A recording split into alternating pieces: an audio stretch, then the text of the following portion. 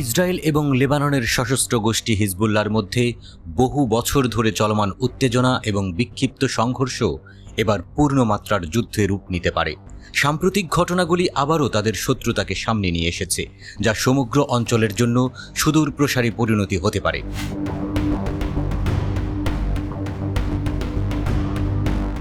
Israel এবং হিজবুল্লাহর মধ্যে সাম্প্রতিক সহিংসতা হিজবুল্লাহর উত্তর ইসরায়েলে রকেট ছোড়ার মধ্যে শেষ হয়েছে। এই রকেটগুলো কেবল ইসরায়েলি বেসামরিক নাগরিকদের জন্য সরাসরি হুমকি তৈরি করেনি, বরং হাজার হাজার একর জমি ধ্বংসকারী দাবানলও ছড়িয়ে দিয়েছে, যা একটি বৃহত্তর সংঘাতের সম্ভাবনা নিয়ে উদ্বেগ বাড়িয়েছে।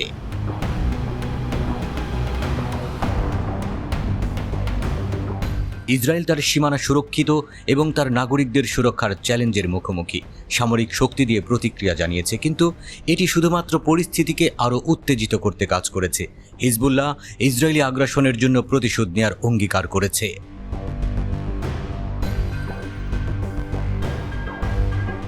ইসরায়েলের প্রধানমন্ত্রী বেনিয়ামিন নেতানিয়াহু বলেছেন, তিনি সীমান্তে নিরাপত্তা পুনরুদ্ধার করতে খুব শক্তিশালী পদক্ষেপ নিতে প্রস্তুত, যখন ইসরায়েলের উত্তর সেনা কমান্ডার বলেছেন যে সামরিক বাহিনী যুদ্ধের জন্য প্রস্তুত।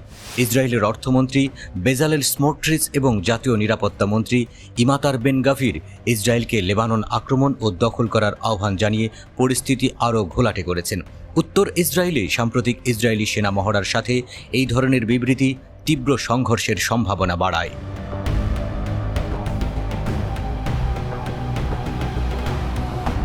হিজবুল্লাহর উন্নত অস্ত্র ও কৌশলের ব্যবহার ইসরায়েলের নিরাপত্তা ব্যবস্থার জন্য একটি উল্লেখযোগ্য চ্যালেঞ্জ হয়ে দাঁড়িয়েছে। গোষ্ঠীটির অস্ত্রাগারের মধ্যে রয়েছে ড্রোন এবং নির্ভুল নির্দেশিত ক্ষেপণাস্ত্র। হিজবুল্লাহ ইসরায়েলি ভূখণ্ডের গভীরে আঘাত হানতে সক্ষম। ক্রমবর্ধমান উত্তেজনা সত্ত্বেও ইসরায়েল এবং হিজবুল্লাহ উভয়ই একটি পূর্ণমাত্রার যুদ্ধে জড়িত হতে অনিচ্ছুক বলে মনে হচ্ছে। ইসরায়েলের জন্য হিজবুল্লাহর সাথে দীর্ঘস্থায়ী সংঘর্ষের সম্ভাবনা অনিশ্চয়তা এবং ঝুঁকিতে পরিপূর্ণ।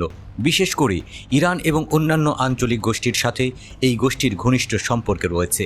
একইভাবে হিজবুল্লাহ ইসরায়েলের সাথে সরাসরি সংঘর্ষের সম্ভাব্য পরিণতি সম্পর্কে গভীরভাবে সচেতন, যা উভয় পক্ষের ব্যাপক ধ্বংস এবং প্রাণহানির কারণ হতে পারে।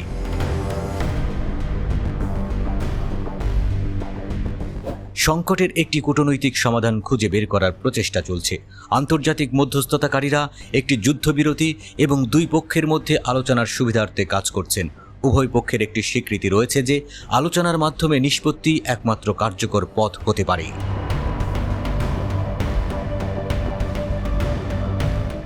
সংঘাতকে ঘিরে রাজনৈতিক বিবেচনাগুলি অগণিত এবং জটিল।